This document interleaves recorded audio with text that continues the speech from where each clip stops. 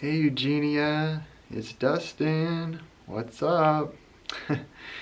So, yeah, here I'm making a video for you, and I thought this video, I haven't done a documentary in quite a while, so I was thinking of doing a documentary today on dolphins because, I love dolphins so much, and I know you love dolphins too, so I just think they're just the cutest and most amazing creatures in the water. Documentary needs to be done on them. So, and I learned a lot making this documentary, doing all the research and everything, just like stuff that I never knew about before. So I just thought it'd be so interesting, because they're just such intelligent creatures and everything. Kind of like ravens and crows. Those are like the most intelligent birds. So yeah, dolphins are like one of the most intelligent animals in the world. So not just in the ocean. So yeah, we're gonna talk all about dolphins today, and it's gonna be a lot of fun. So I'm just downstairs right now, just inside. So yeah, I was looking out the window and it's so pretty out today. So totally spring. Spring is here. So all the puffy clouds moving by and everything just looks really, really nice. So I hope you're having a good day today, and I hope you've been doing good.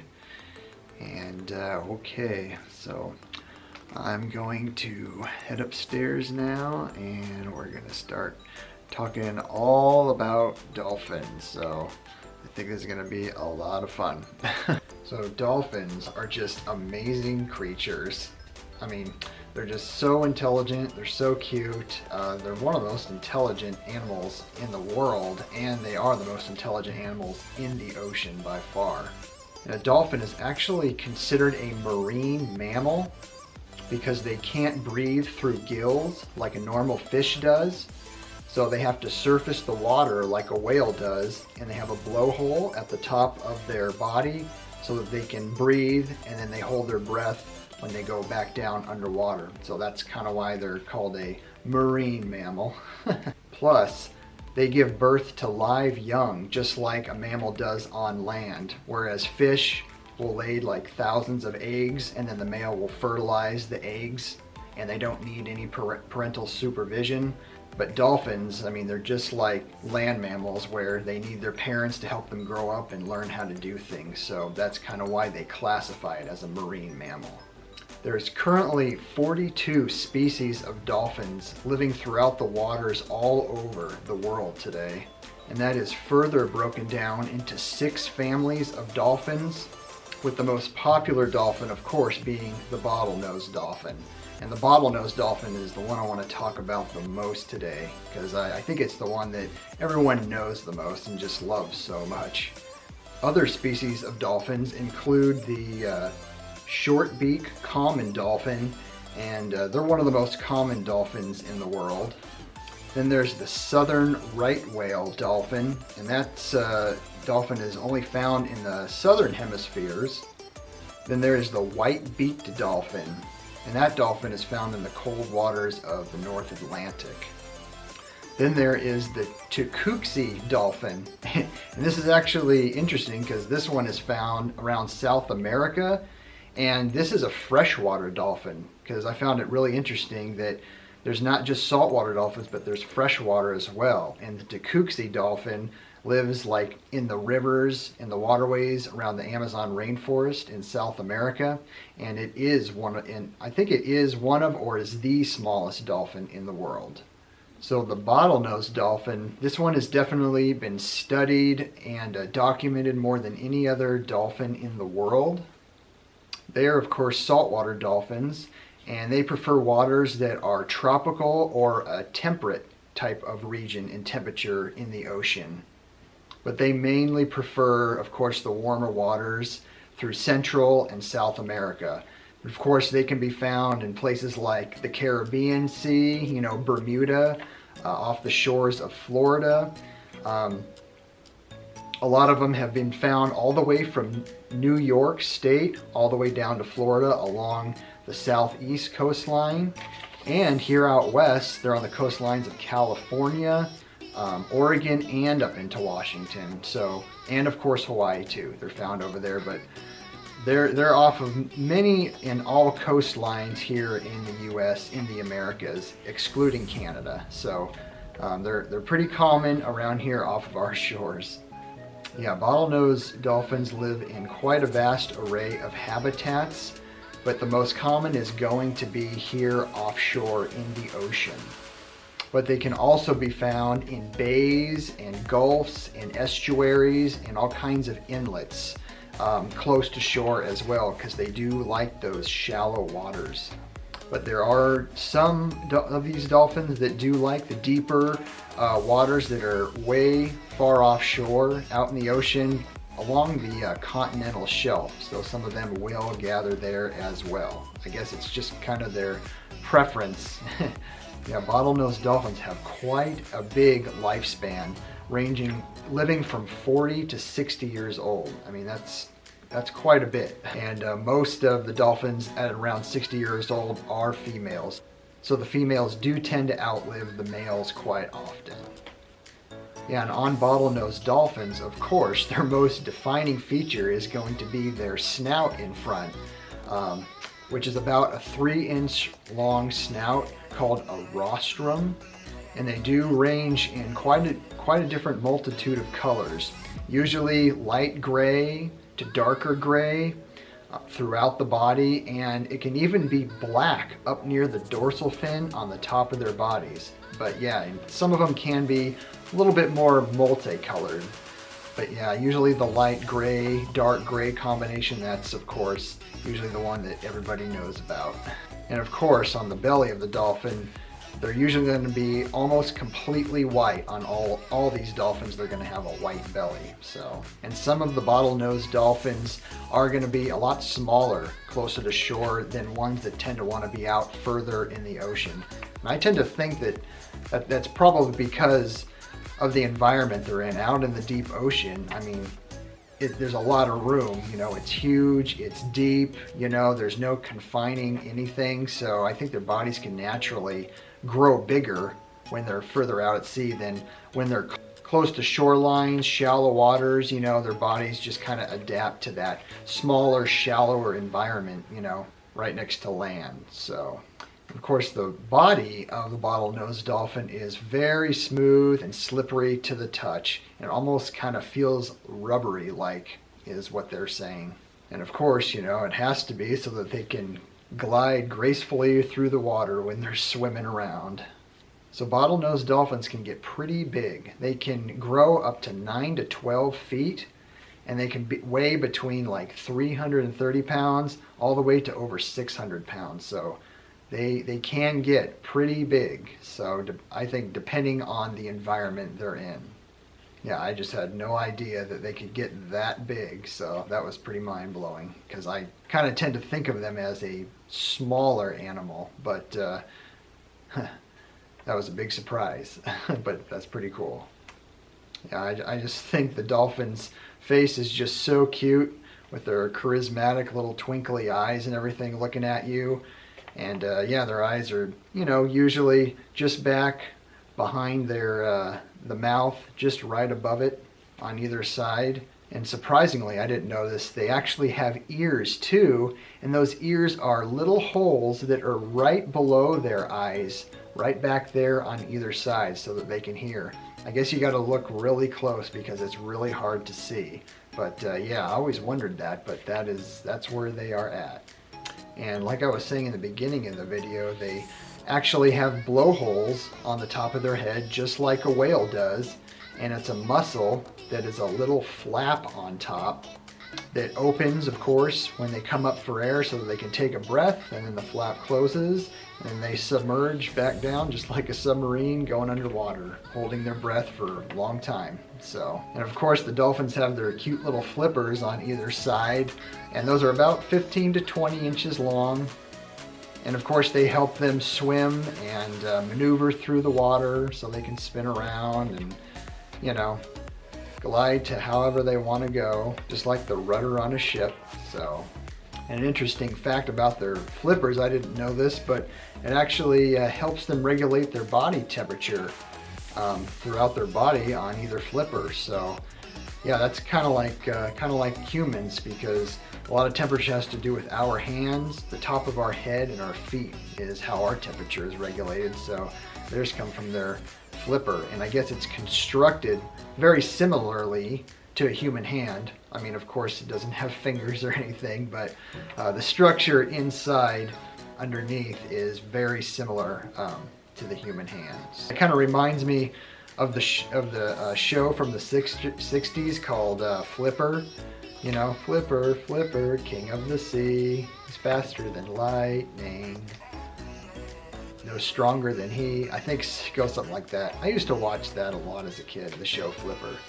So I just thought it was a cute show, you know, and that one started in the 60s. But yeah, I was watching that in the 80s and early 90s, so it's a great show. I love dolphins even back then. As a young little kid, I was just kind of intrigued by them. But whenever I hear Flipper, I always think of Flipper in that show from the 60s. And then the dolphin's dorsal fin, which is on the top of their body, that also helps regulate their body temperature as well. And it's also thought to think that it's for helping them stabilize and balance when they're gliding through the water, you know?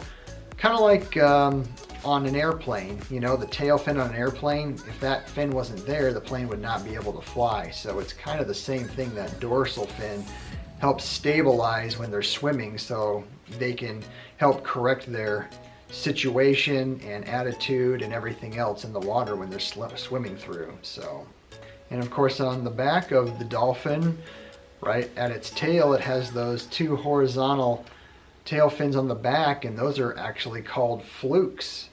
And of course the flukes, you know, when the dolphin's, you know, thrusting its tail up and down, of course it's going to help them to swim and move forward through the water. Yeah, so dolphins are actually a carnivore, so they're going to eat pretty much all meat, and they do have a wide variety of stuff that they do like to eat. And they are they can be pretty picky about their food, kind of like a human. And each of the different dolphin species does like to eat different things. The bottlenose dolphin, however, does like to eat cod, mackerel, and herring, and sometimes squid. That's usually their most favorite meals, is, you know, smaller prey and stuff like this that's only, you know, 2 or 3 inches long at the most. And they do have to keep up a wide variety of different types of fish that they eat, because, you know, they need all kinds of different nutrients, just like a human does, for their bodies to remain active and going all day with all their daily activities. So they do try and eat quite a big variety when they're out there hunting in the water. And dolphins, they usually eat between 10 to 20 kilograms of food every day to keep their energy levels up. And when they eat, they actually don't chew at all. They usually bite their prey, and then they just swallow their prey whole without having to chew at all. So I thought that was kind of interesting, because I thought everything has to chew, but I guess not dolphins. And of course, dolphins have to drink water too. And it's kind of ironic, they're swimming in an unbelievable amount of water, but, you know, they can't drink it because it's seawater. So in order to get water, I always wondered this, they actually get water through the food they eat. So the food they eat has fresh water in there, so that's how they get their daily water amount, is through eating certain types of food as well. So, and in essence, they kind of eat their water as well. So I thought that was just kind of funny. And of course, one of the big things with bottlenose dolphins is their playful and happy, energetic personality that everyone knows about. And they just seem to have so much energy, and they're always just having a good time out there, swimming in the ocean with each other. And they have to be the happiest and most energetic creatures in the ocean, I would think. And they actually share quite a bit of personality and emotional traits, just like humans do, because they're so intelligent. They have found out quite a bit of very interesting things that takes really unbelievable amount of cognitive behavior to be able to do and have so much personality just like a human does. So how smart are dolphins? Well, I was actually watching a little documentary in between reading about dolphins on BBC, and I found it so interesting. There are these dolphins in this tank. Okay, it was a huge tank just for them in captivity. And underneath the water, they have windows under the water. And there's places that people can go in the underwater tank to look through. You know, it's dry in there. I think you know what I'm talking about. You know, it's a dry room, and then there's a window, and then there's the underwater tank part so that they're looking out. So they're looking through the window, and the dolphins are swimming out here in the tank and everything. And they did one experiment where they actually, at the window here, they put a mirror up in front of this window so that when the dolphins came looking at the window, looking for the humans instead, they would see another dolphin, which would be themselves, of course, their reflection in the mirror. And they wanted to do this to test their cognitive behavior.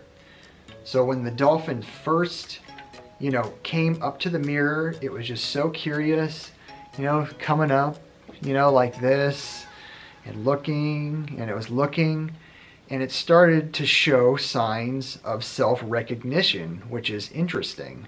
And this is way different than their normal behavior when they're just out in the water, swimming together with one another. And it was so cute, it goes up to the mirror, and it starts looking and wiggling its fin. And this is a self-directorial behavior that it's actually doing, you know, because it's seeing if what it sees is another dolphin or if it's that dolphin itself. So, it, you know, like we do when we stand in the mirror, you know, and we're checking out how we're looking for the day and we're doing our hair and everything, it starts wiggling its fins and finding out, you know, and it gets more curious as it wiggles like this. And they've never seen it do this before. And it would twist around and it would open its mouth to look inside. And it would even flip around on its belly like this to take a look at its belly. And it would look at its belly, and then it would go back to wiggling its fins and everything. So, you know, in essence, it was like a person looking in the mirror, you know, checking out their own behaviors and how they look. So, and it was so adorable because, you know, there's this little dolphin, and he's just ever so slightly wiggling his fins and looking at his belly, because these are all parts of the dolphin that it doesn't see with its own eyes. So it doesn't get to see its own fins or inside its mouth or its belly. So it was picking out parts of its body that it normally cannot see at all. And, you know, which is pretty much the whole body, its tail and everything, you know, he's looking at his tail and everything. So this was a very interesting test, and it was just so cute because the dolphin, you know, obviously was recognizing itself and finding it so curious and interesting about the way it looked and how everything was moving when it did it in the mirror and everything. I don't know, I thought it was just the most amazing, adorable thing ever. So another test they did, which was testing their cognitive behavior and their intelligence and everything. Once again, it was in a tank with dolphins that were in captivity, and they were given a plastic tube kind of canister thing, and on either end it could be opened on either end, and there was like a string or a piece of rope that was looped on either end. And they wanted to see if the dolphins could figure this out, because inside this canister there was their favorite food, there was fish to eat. So they would have to work together to pull the sides off and realize, or they had to first realize there was the fish inside and then pull the two ends off to get to the fish on the inside. And that is exactly what happened. They threw the canister in the water, and it took a little while, but the dolphins did work together, and they both pulled on one of the rope loops on either end, and the other one pulled on that end, and it pulled it apart, and the fish came out, and they ate it all.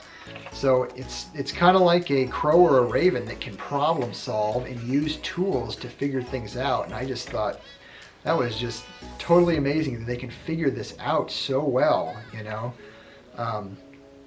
Knowing what's inside, looking at the object, trying different things to get it open. So very, very intelligent little creatures. I just think they're just so amazing. They're like the crows and ravens of the ocean, I think.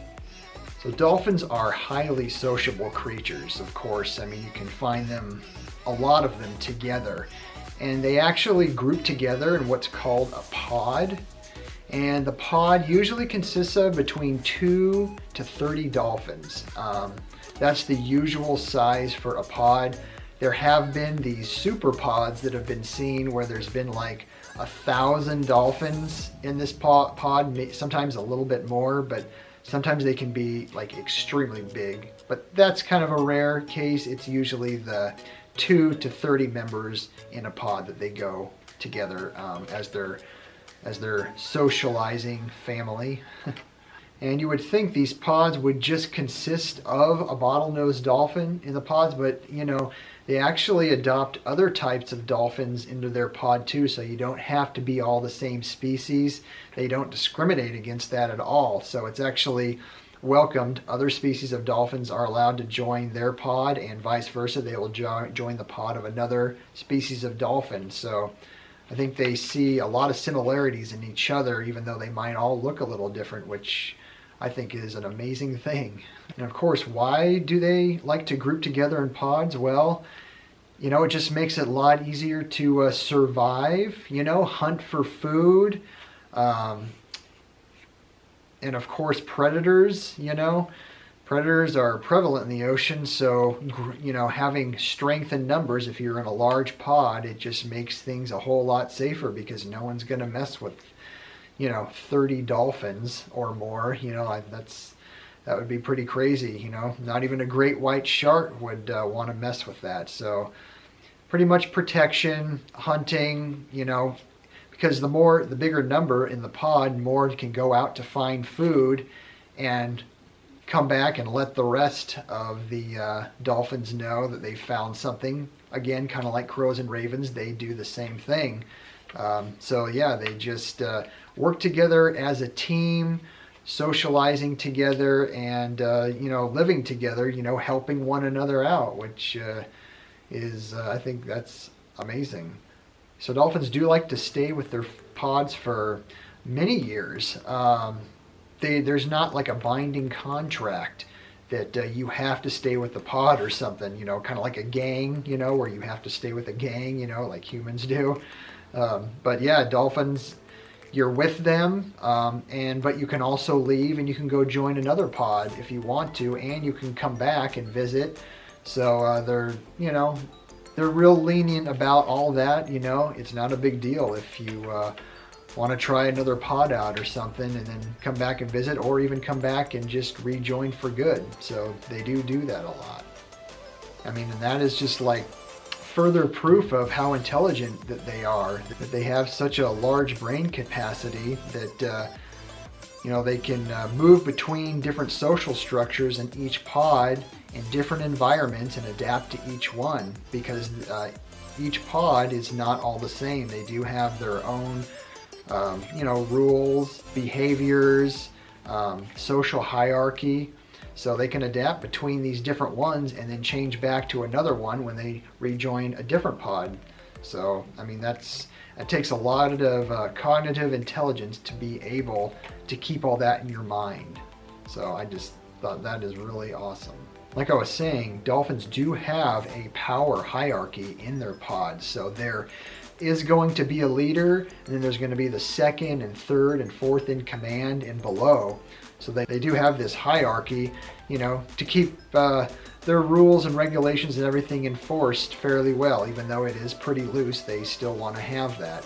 So in order to establish who the leader is going to be, it's going to be a little bit aggressive of the competition between which dolphins are striving to become the next leader of the pod. And they'll do this by doing a lot of chasing around each other and tail slapping on the water, and even in some cases biting each other and leaving certain marks to assert their dominance and let everyone know that I'm the strongest in the water and you want me as your guide and leader to guide this pod.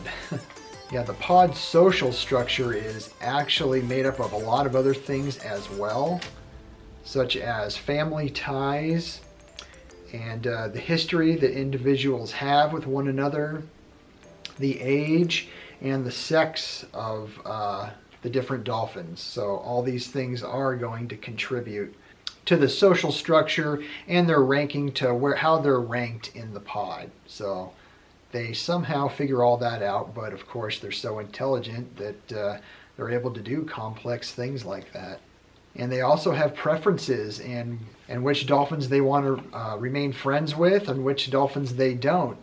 And pretty interesting, it's been documented that these dolphins, if they've been friends with a certain other dolphin and they've gone away for a while, for even many years, and they come back, they will recognize that dolphin as their friend, being so excited to see them and everything and reconnecting, picking up where they left off when they left each other many years before. And that's kind of a reflection of, a human relationship when you haven't seen someone in a long time. So, a lot of human personality traits and socializing that these dolphins have, which is pretty unbelievable. So there's 3 different kinds of pods. The first type of pod is a juvenile pod, and this pod is usually made up of teenagers, and these teenagers these are ones that have just recently broken away from being cared for by their mother, and they start these teenage pods, kind of like humans do. And they start to learn a lot of the skills they'll need for socializing and for mating and learning all these different hierarchy ranking techniques and everything to get them ready for the adult world. So the next type of pod is the nursery group pod. And this is, of course, going to consist of mothers and their young newborn and almost juvenile dolphins that they're caring for in this pod. And that's going to pretty much just consist of female dolphins and their young.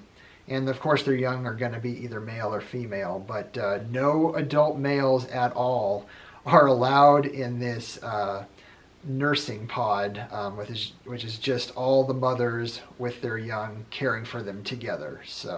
And of course the juveniles will only stay in this nursing group pod with their mothers for only about 7 to 8 years before they leave. And then they go join one of those juvenile pods that I just talked about. And that leads me to the third type of pod, and that is the adult male pod. And this one is going to be a totally different world. And this one, of course, it's only the males that are allowed to be in this, and they're all adult males. And this has a very complex social structure, and it's usually consisted of from 2 males that hang out and do stuff together to, up to, several individual males. And a lot of these are going to stick together from like 15 to 20 years. So they do create pretty tight partnerships and bonds, sticking together and surviving through life and relying on each other in these close-knit adult male pods. But when these adult male pods are smaller, like 2 or 3, they do form alliances with some of the bigger adult male pods in order to help with, of course, protection, but also of, hunting and socializing, and with helping with mating rituals, which all the dolphins go through. One of the most awesome and fun things about dolphins is they just love to play. They're always trying to find new and fun and creative ways to play and have fun and enjoy the day. And of course they are constantly communicating with one another with their complex communication system. A lot of these dolphins love to play by surfing ocean waves, or in the wake of a ship, how it makes waves. They love to surf on those waves too, and I'm sure you've probably seen in a lot of movies, Eugenia, where dolphins like to jump out of the air and alongside of a ship when it's going out to sea. That's just their way of playing and communicating and having fun. And of course, they love to jump out of the water and do all kinds of aerobatic tricks, flipping around and doing spins in the air before diving back in the water.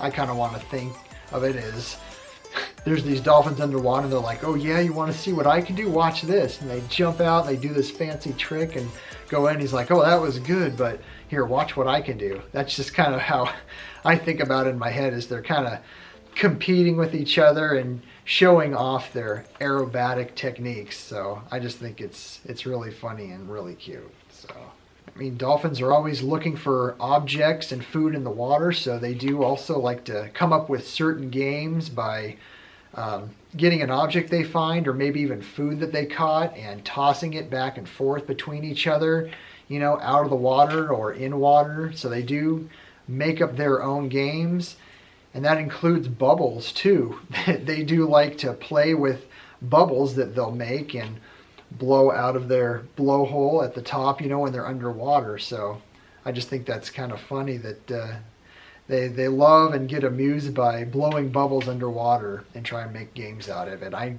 know I probably would do that if I was a dolphin. That'd be a lot of fun. And dolphins do like to show affection a lot and a lot of body contact. So they will do a lot of rubbing against each other, and they will do like fin slapping as well as petting as well. So they do try and remain in close proximity to each other with physical affection quite often. So now, dolphins' communication system is thought to be extremely complex, and I guess biologists and scientists have not been able to fully study this because it's very difficult, but they do seem to have very complex systems that they use communication with sounds that they make and body movements as well. So to communicate and socialize together, the most common type is making sounds, and that's going to come from a lot of squeaking and chirping and other kind of whistling sounds that they can come up with. And it just seems really complex because, they do this at all different levels of varying frequencies from low to high. So it obviously seems like they have some kind of big communication system, kind of like a bird. Again, crows and ravens, they make similar, frequency, higher and lower pitch sounds to communicate with one another. So, plus I think it sounds really cute, when they're making these sounds too underwater. It's kind of funny. And these bottlenose dolphins, they can see and hear extremely well. And they use something called echolocation in order to find certain objects in the water. And so they'll do this by making a certain sound in the direction, they want to see where an object is. And this can be in a really dark, murky water environment, very cloudy where you couldn't see anything. So they make the sound, and if the object's out there, it's going to hit the object and bounce back and triangulate the position of the object. And that just helps them see kind of in the dark, see by sound. So, and that kind of works just like a sonar does in a submarine. A submarine will ping out a sound, and if something's closer, it will return back really quick, so the quicker the return out, bang in, the closer the object is, and the slower the return, the further away the object is. So just like sonar in a submarine, that's how the dolphins have a natural sonar built into them to be able to understand that. And one of the last things I want to talk about is their sleeping. So dolphins, they do have a very interesting sleeping technique, and they have to do it very carefully and gently so that they don't drown, because they could actually drown, unlike a fish that sifts water through their gills to get oxygen. Like I was saying in the beginning, the dolphins have to surface for air. So in order to sleep, they have to do a certain procedure to do this. So they'll actually sleep with only half of their brain on at one time while the other half is sleeping. And the half that is on, that's actually going to keep them aware and moving in the water. So you might not be able to tell that the dolphin is sleeping, but they are. They're sleeping. It's just that one half that's still awake and active, keeping them, aware of, their oxygen level and keeping them buoyant in the water. So they will gently surface for air, get a gulp of air with the blowhole at the top, and then they'll gently float back down. And this is all being done automatically by the side of their brain that's awake, and the other side sleeps. And then the next time they sleep, they'll alter that, and then the other side of their brain will sleep, and then the other half will be awake and do the same procedure. So I thought that was really cool. And I just think it would be so cute to see a dolphin sleeping and doing this. I just think it would just be really adorable. I'd love to see that. As well as I'd love to be able to see a real dolphin in real life and, kind of pet the dolphin, put my hand on its nose or something. I think that would be really awesome. You might be able to do that at SeaWorld or some of these other marine parks that they have these animals at. Now, one of the last things I wanted to talk about in the dolphin video is actually a dolphin, and that is orcas. The big black and white killer whales that everyone calls them. Well, those are actually dolphins, and they're actually the biggest of the dolphin family. They're huge. You would think they're a whale, but they're actually a gigantic dolphin. So I just found that out. I thought that was so interesting. I always thought they were classified as a whale, but they are a dolphin. They're actually twice the size of a dolphin. They can get up to 26 feet long. So that is twice the size of a normal sized dolphin. So that is absolutely huge. So, and they do all the same things. They group in pods, and they have the same socializing, communication, and everything. And they're extremely intelligent, just like bottlenose dolphins. So I just thought that was a fun little thing to add in here. And I wanted to, of course, put pictures of the orcas here because I just love orcas. They're like probably my favorite animal in the ocean is the orca. I just think they're just so beautiful, and they're very powerful, extremely powerful. So not many things mess with an orca. An orca pod, because an orca pod in a group of like 5 or 6 is, a very tough force to be reckoned with. But yeah, I would love to see orcas too. They have those cruises you can go on. I always thought it'd be amazing to go on like an Alaska cruise, because you go whale watching and dolphin watching, and you can see all this on these Alaska cruises.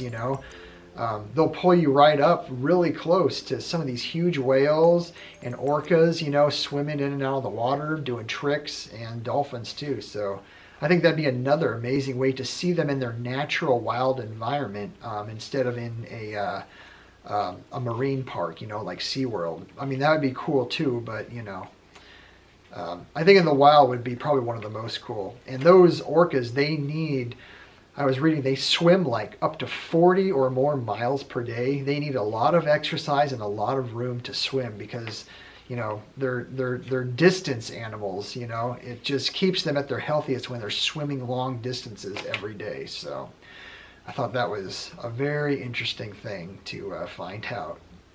So I hope you liked the video on dolphins, Eugenia.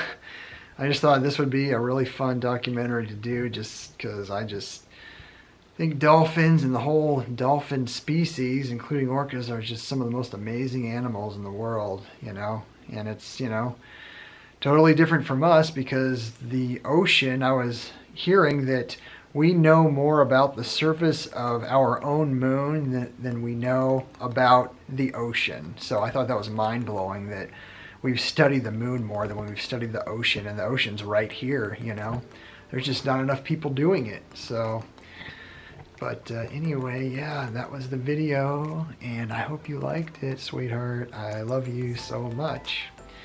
So, Yeah, there's a lot of ideas I have for documentaries. I think they're a lot of fun to do, to research those. Just learn a lot, you know. Plus, I've always, you know, watched lots of documentaries and everything. So, anyway, I love you so much and giving you kisses. Mwah. There's some kisses and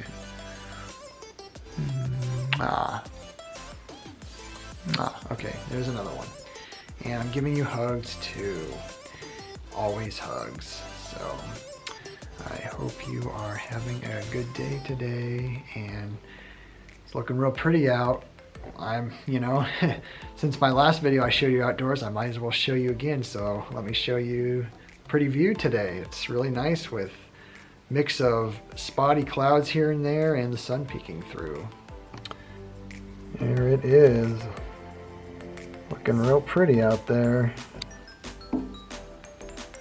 Spring weather. Looking very nice. Pool needs to be cleaned, but yeah. I always like looking at the mountains. It looks really pretty. Sun shining through. Hey Eugenia, I love you, and I will see you in my next video, and hope you have a good evening or a good day or a good morning, whichever it is for you right now. And I'm always thinking about you. Okay, love you so much. Talk to you later.